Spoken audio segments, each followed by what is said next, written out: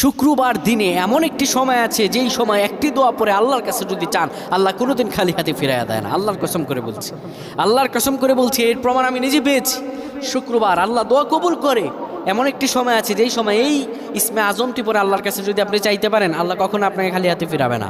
অবশ্যই আপনার দোয়া কবুল হবে, অবশ্যই 100% গ্যারান্টি দিয়ে পক্ষে হাত রেখে বলতে পারে আল্লাহ দোয়া কবুল করবেন।